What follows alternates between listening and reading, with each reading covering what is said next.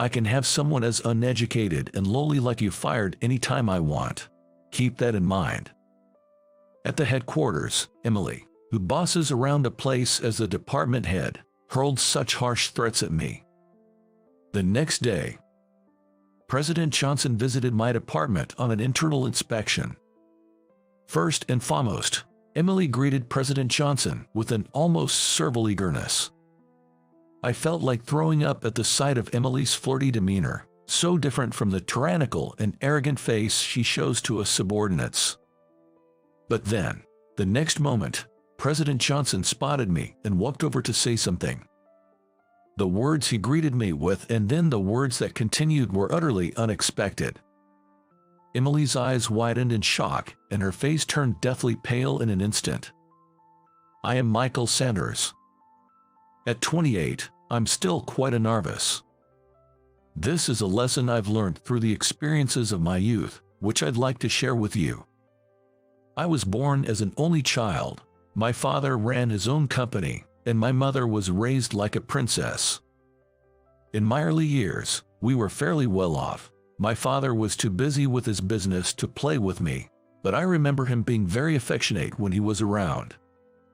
My mother, a full-time homemaker, was gentle and kind, and I was raised in a calm and peaceful atmosphere. In my faint childhood memories, we had a maid. The maid and my mother often took me to the local zoo or amusement park. These peaceful and elegant days continued until I started kindergarten. But one day during my kindergarten years, the company car carrying my father was involved in a head-on collision with a large truck. The driver died instantly, and my father, who was rushed to the hospital in critical condition, was barely hanging on to life. After the emergency treatment, my father somehow managed to cling to life, but remained in a critical condition, teetering on the edge between life and death for a long time. Over a month passed before his condition finally stabilized. However, he ended up almost completely bedridden and paralyzed on one side of his body. Inevitably, my father could no longer work and was forced into retirement. My father had built his company from scratch and was expanding it rapidly, so the regrets he must have felt at that moment are beyond comprehension. From then on, my father took on a tedious rehabilitation process, trying to improve his condition as much as possible. At home, my father needed assistance from my mother and hired helpers for everything, which must have been hard for him, but he never complained or showed weakness. Our family's lifestyle was now sustained by my father's savings and some assets. My mother, raised as a princess and physically frail, couldn't work outside while taking care of my father, so we had to manage with what we had. Don't worry, we have enough savings and assets to keep us going for a while. Don't worry about money. My father reassured us, struggling to articulate his words. In this situation, I started elementary school and eventually became a middle schooler. Being fast on my feet, I excelled as a sprinter on the track team in middle school. With grades in the top 10 of my class, I went on to a public high school with the highest academic standards in our district. However, I had given up on the idea of going to college by the time I was in my first year of high school. I knew our family's finances, which had been maintained by depleting savings and assets since my elementary school days, were becoming strained. While we had enough for our daily lives, my father's medical expenses took a significant toll each year, and we needed to prioritize those funds.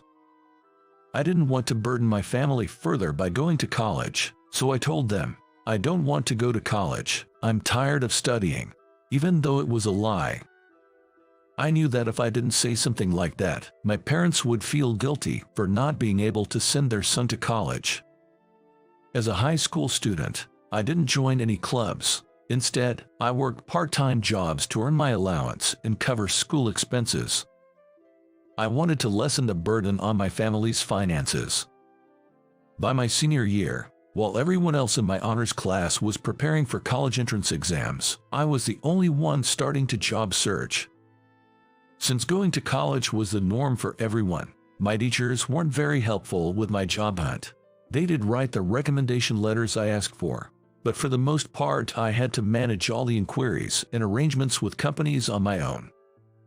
As a result, I received a job offer from a branch of a certain company I had hoped to join for specific reasons. Upon graduating from high school, I began working at this company as a member of the workforce. The company, though a branch of a certain corporation, was essentially treated like a subsidiary, positioned at the bottom of the group's hierarchy. During the job hunt, I had wanted to apply to the headquarters, but since the requirements stated educational background, college degree or higher, the only position available to me was at this branch.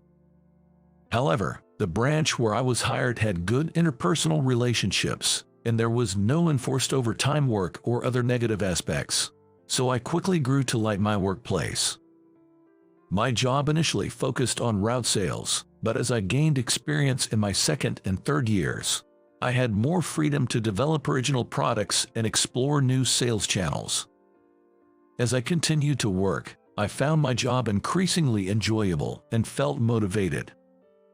However, as I entered my fourth year at the company, an element began to disrupt a good atmosphere. An employee from the headquarters started to come to our branch for inspection, acting like an auditor. Although the inspection itself wasn't a bad thing, the attitude of this employee from the headquarters was horrendous, to say the least. This employee, Emily, came to our branch regularly for inspections. She was in her mid to late 20s, a few years older than me. Emily was tall, with a model-like figure, stunningly beautiful, and an elite graduate from a top university. Originally working for a foreign consulting firm right after graduating from college, Emily was headhunted to work at our headquarters, known for her sharp and capable work ethic. Despite her actress-level beauty, Emily had a cold, strong-willed personality with an incredibly high pride. It's like God has made winners like me, blessed with both brains and beauty, and losers like you who don't have anything, Emily often said. Emily had a strong sense of superiority as an elite and habitually looked down on employees of our branch, which she considered the bottom of the group, as if we were mere insects. Especially after learning that I only had a high school diploma, she openly mocked me. "So, Michael, you're just a lowly high school graduate. I saw your resume. You went to a fairly decent public high school with a high deviation score. You must have been a real failure there." She ridiculed me mercilessly. Each time Emily insulted or slandered me, I felt deeply hurt inside, but I endured it. After all, Emily was sent from the headquarters. If I reacted to Emily's provocations and responded angrily, it could lead to repercussions for our company as a subsidiary. Knowing this, we employees had no choice but to endure Emily's mean-spirited harassment. Then, one day, I was headed to work early in the morning, and on my way to the station, I encountered something unexpected. An elderly woman had collapsed on the side of the road. Perhaps due to the morning rush or general apathy, no one stopped to help the fallen elderly woman. I immediately rushed to her side and asked, "Are you okay? What happened?" The elderly woman had been lying on the ground in pain with her eyes closed, and she opened her eyes in response to my voice and weakly replied, "Oh, I suddenly felt dizzy and must have passed out on the street." After helping the elderly woman to her feet, she managed to stand up. Still concerned, I asked the elderly woman, "Would you like to go to the hospital?" Then she said, "No, let me contact my family first." So I used her phone to call her family and explained the situation. While waiting with the elderly woman, a taxi arrived carrying a middle-aged woman claiming to be her family member. I was relieved and handed the elderly woman over to her family. Checking the time, I realized I was significantly late. Totally late. I contacted my company to explain the situation and let them know I would be late, then headed back to the station. Upon arriving at work about 2 hours late, I was met by Emily, who had come from the headquarters. "Hey, Mr. Low-educated and good-for-nothing guy. What time do you think it is? If you're going to be useless, at least be punctual. Trash will always be trash." Emily scolded me without even asking for an explanation. After that, Emily continued to torment me with her nasty remarks, but I gritted my teeth and endured it. I just have to endure. This woman is trying to provoke me on purpose to bring down this department. I thought to myself, continuing my work patiently. That afternoon, while still bearing the brunt of my hardships, I received a phone call from an unexpected person. It was a call I could never have anticipated. Months passed, and a new fiscal year began. I was transferred from the branch I had worked at since joining the company. I had been reassigned to work at the headquarters. As I made my rounds greeting people in the department I was assigned to at the headquarters, I happened to witness a scene. Emily was scolding her subordinates with an arrogant attitude. Emily's title was the office manager of this office floor, which included the department I was assigned to. I discreetly observed her reprimanding her subordinates and later on interviewed them and others around the office after she left. It turned out that Emily was notorious at the headquarters for her arrogant attitude towards her subordinates and her relentless pursuit of even the smallest mistakes, resulting in a very poor reputation. Most of her subordinates were stressed and harbored discontent. I returned to my assigned department and was working when Emily, who had business with the section chief, came in and spotted me. "Why is a useless employee from a bottom-tier branch here at the headquarters?" she bluntly asked. I respectfully reiterated my reason for being at the headquarters to Emily. "I've been transferred here starting this month, as per the headquarters orders." Emily reacted with exaggerated disbelief, saying, "You're just a high school graduate, right? You're supposed to have a college degree to work at the headquarters. How did someone like you get transferred here? Unbelievable," and reluctantly accepted the fact. However, things got worse from there. From that day on, Emily started treating me as if I were one of her subordinates. She would demeaningly call me, "Hey, undereducated guy," or "Mr. High School Diploma," and started dumping menial tasks on me, like making coffee or filing documents. At times, she even ordered me to clean the women's restroom. It was a clear act of harassment. Eventually, Emily started assigning me chores even during my lunch breaks. I refused, which seemed to hurt her pride, and she left with a harsh parting shot. "I can have someone as uneducated and lowly like you fired anytime I want. Keep that in mind." Watching her walk away, I muttered to myself, it might be time to make a move, and made a call to someone. The next day, President Johnson of the company, claiming to be on an inspection tour, came to the floor where my department was located. Emily was the first to obsequiously greet him. Her usual domineering attitude replaced with an insincere charm that almost made me nauseous. "She's like a person with a double personality," I thought, disgusted by her two-faced behavior. Emily tried to curry favor with Mr. Johnson. "Yesterday, I visited your office, but it seemed you were on a call and we couldn't speak. I've noticed you are often giving work instructions or engaging in negotiations over the phone recently, and I truly admire your dedication to work. I hope to emulate that as well." Despite her fawning over Mr. Johnson, he soon spotted me and approached to greet me warmly. "Mr. Michael Sanders, the new president. We've spoken on the phone several times, but this is our first face-to-face meeting. Welcome to the headquarters." I responded, "Thank you. I've had the chance to observe everyone's hard work here since yesterday. I look forward to working with all of you." Upon hearing our exchange, Emily's face turned ashen. "New president, what do you mean? This high school graduate?" she stammered in disbelief. Mr. Johnson frowned at her interjection and sternly reprimanded her. "Emily, watch your language." He then proceeded to explain to a stunned Emily the surprising truths. This company was originally founded by my father. Due to a traffic accident that left him severely disabled, Mr. Johnson took over his duties. I was placed in a branch for training to assess my abilities as the founder's son. Mr. Johnson calmly explained these surprising truths, which were news to everyone except me. Emily, looking more shocked than anyone, was still not convinced by my sudden appointment as the new president and protested. Even if that's the case, doesn't it seem odd? This is a large corporation with many branches and subsidiaries. Just because he's the founder's son, handing over the presidency to someone who hasn't even graduated from college is absurd. Enough, Emily.